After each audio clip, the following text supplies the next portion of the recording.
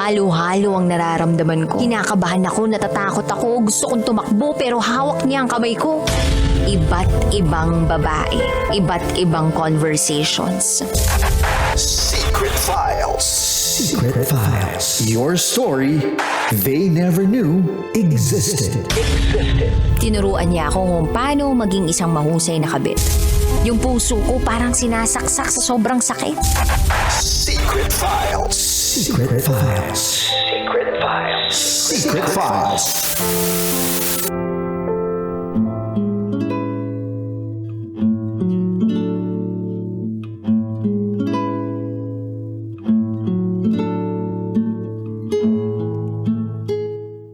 And now, it's time for DJ Rocky's Secret Files.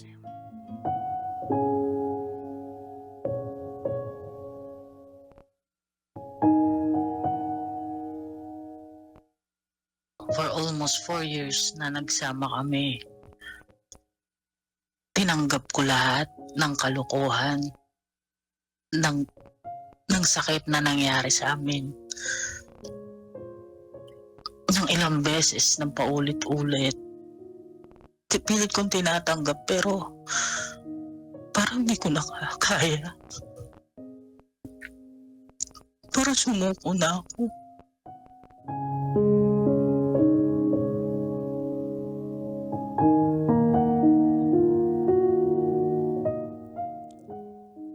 Magandang tanghali, DJ Rocky. Itago mo ako sa pangalang Kim. 33 years old. Mula sa Laguna. At ito, ang aking secret file.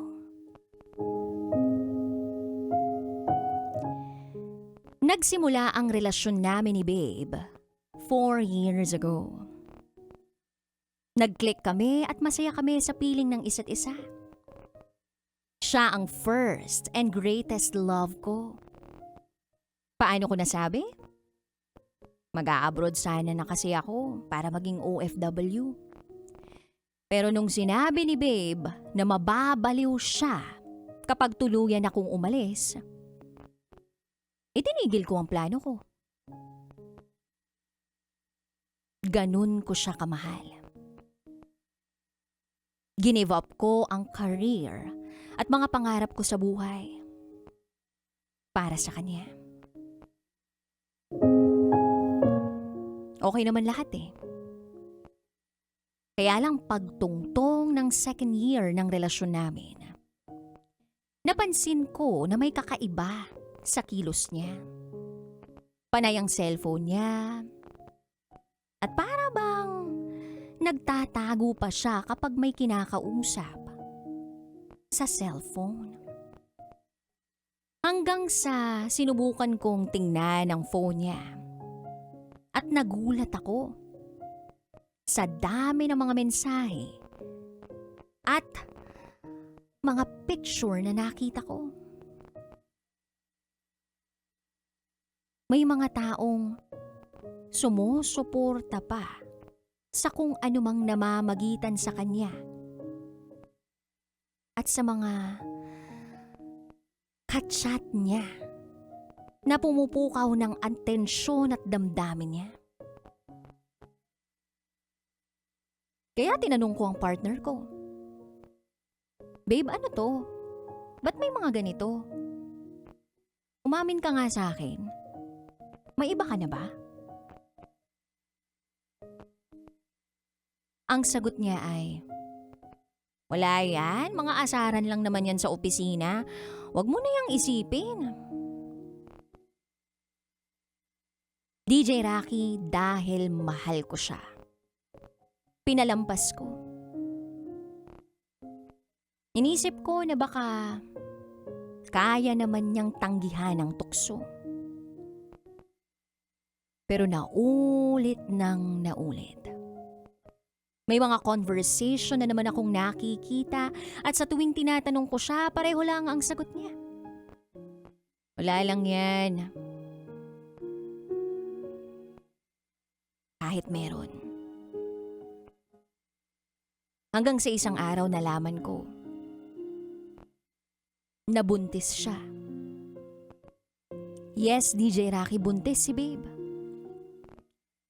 At nang malaman ko yun, parang gusto kong himatayin. Nung una, hindi agad nag-sink in sa akin. Nabuntis siya. Pero habang tumatagal, unti-unti kong natutuhang mahalin ang batang daladala niya. Kasama ako sa mga check-up niya hanggang sa panganganak niya. At nang makita ko ang bata, nakaramdam ako ng saya. Pero syempre, deep inside, nandoon yung kirot at pangamba. Pero sa kabila ng lahat, ang alam ko lang, gagawin ko ang lahat para kay babe at kay baby. Wala akong trabaho noong mga panahong yun, kaya inialay ko ang sarili ko para makatulong kay babe.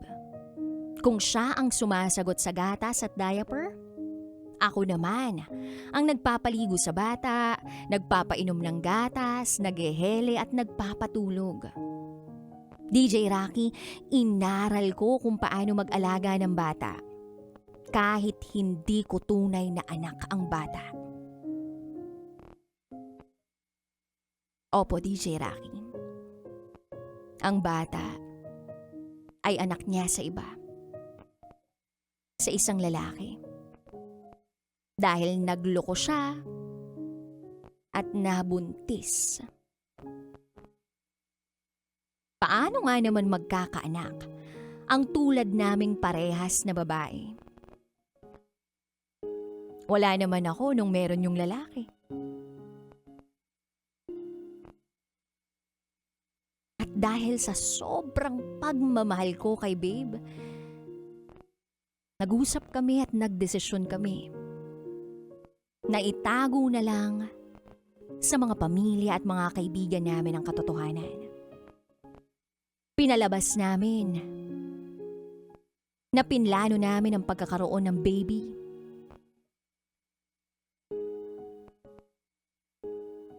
Pero hindi naman talaga.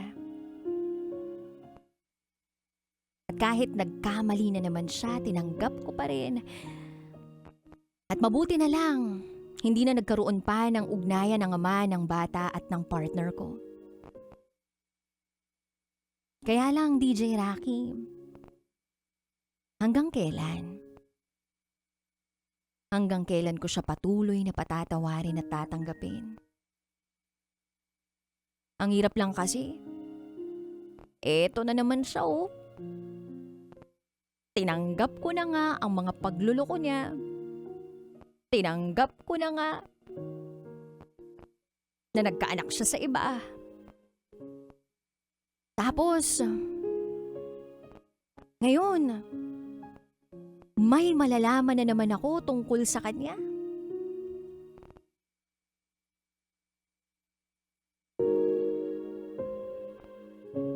Kahit sa family ko, hindi ko masabi kung ano yung bigat na pinadala ko ngayon. Kasi hindi ko alam paano ko sasabihin sa magulang ko na ganitong ginagawa sa akin. Nabuntis siya, pinalabas namin na plano namin, pero yung totoo, nagloko siya.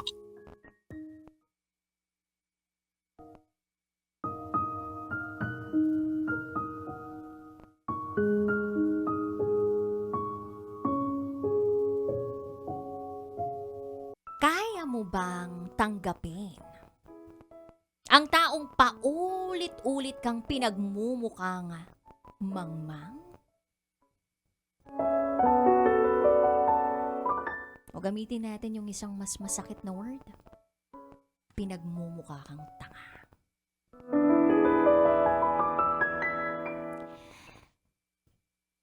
Kabisyo, kaya mo bang magbulag-bulagan at magbingi-bingihan para sa taong minamahal?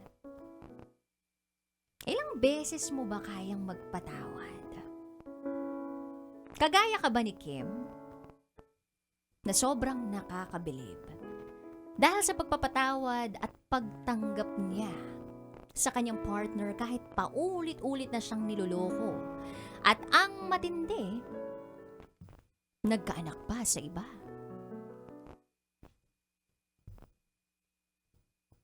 Nag-alaga ng bata, itinuring na sariling anak, nagpakaama at ina. Lahat ginagawa para sa taong minamahal niya. At akala ni Kim sapat na yun para maging matinuna ang partner niya. Pero parang hindi pa. Ano kaya ang panibagong sekreto na malalaman ni Kim? Abangan ang susunod na magaganap sa pangalawang bahagi ng Secret Files.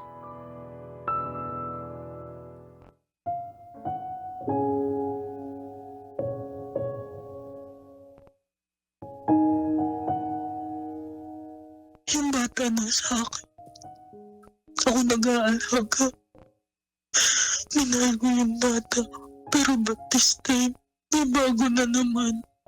Di ko alam anong gagawin ko. Hindi ko na kaya.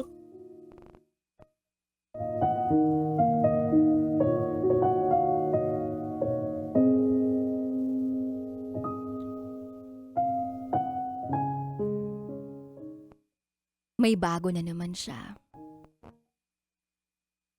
Niloloko na naman niya ako. DJ Rocky, may natanggap akong mensahe mula sa isang numerong hindi nakaregister sa cellphone ko.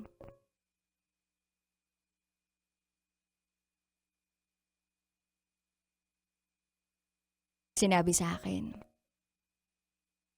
ng taong yun na tumitira na raw ang partner ko sa apartment niya.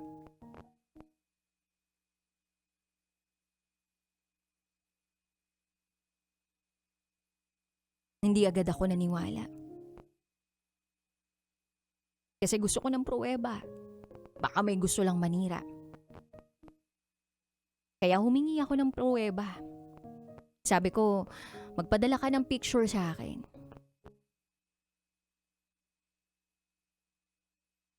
Ibinigay ko yung messenger account ko. Wala pang 5 minuto. Bumungad sa akin ang mahigit 10 litrato ng partner ko.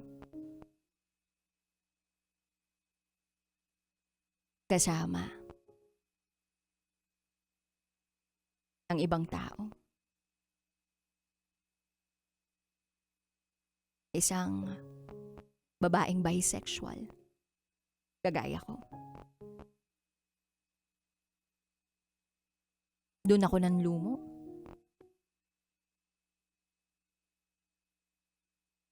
Anong wala sa akin na meron doon? Kinumpronta ko si babe. Pero imbes na maayos, na mapag-usapan namin, yung issue namin, tinakot niya ako. Sinabi niya na hindi ko na makikita ang bata. Natakot ako. Kaya ibinaba ko yung boses ko, ibinaba ko yung pride ko. Sinubukan ko pa. Natanggapin pa rin siya. Kahit masakit, kahit mahapde. Basta sabi ko, itigil niya na.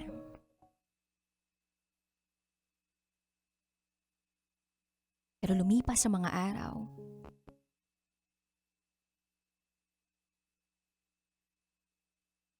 wala pa ring pagbabago. Hindi niya pa rin binibitiwan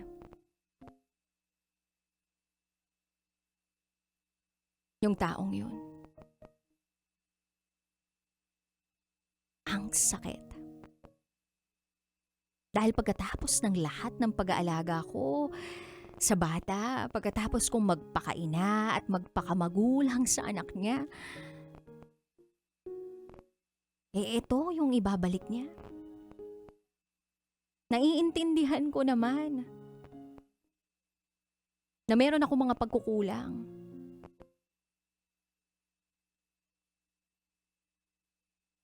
But this time, hindi ko na kaya. Hindi ko na kayang magpatuloy pa. Kaya sabi ko sa kanya, hindi ko na kaya. Tama na, itigil na natin to. At ang sagot niya sa akin, mabuti pa nga. Tama na to. Kasi pagod na rin ako sa'yo.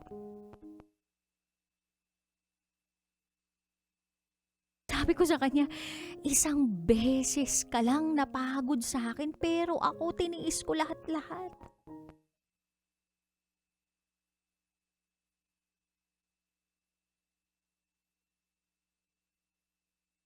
Hindi ko alam kung saan siya napagod. Dahil ba sa pagsiselos ko o dahil sa paulit-ulit ako nagtatanong? Tama naman yung mga hinala ko sa kanya. Basta. Ang alam ko lang pareho na kaming pagod. At dun na rin natapos ang relasyon namin. DJ Rocky, sa sobrang sakit, parang gusto ko na lang maglaho.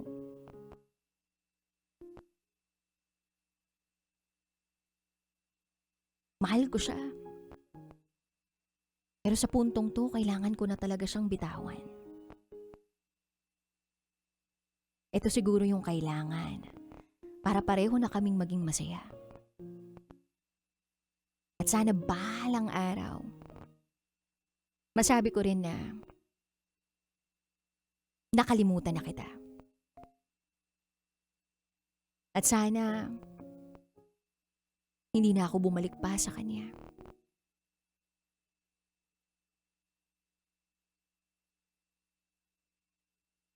Sana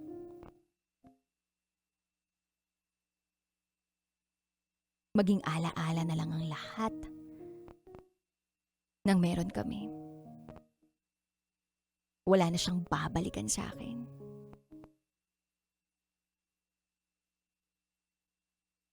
Wala na. Tapos na tayo.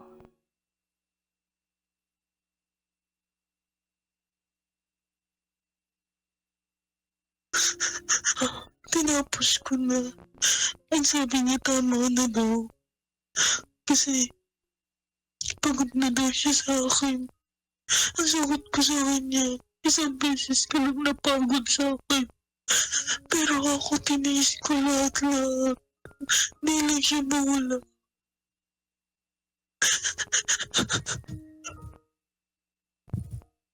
Mahal kita, pero kailangan kitang bitawan para sa ikakasaya mo.